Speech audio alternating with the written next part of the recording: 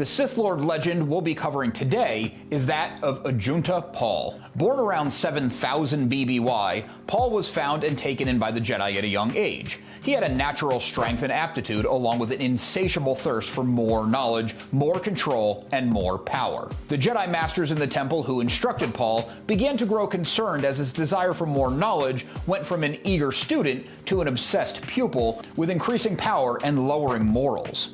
At this time in galactic history, the Jedi Order was absolutely massive, with many Jedi spread throughout the entire galaxy.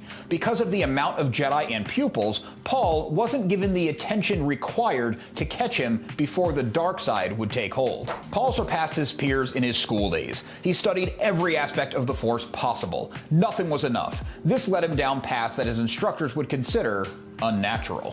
When he discovered Force alchemy, there was no turning back. He found ancient abilities that talked about not only manipulating, but creating life.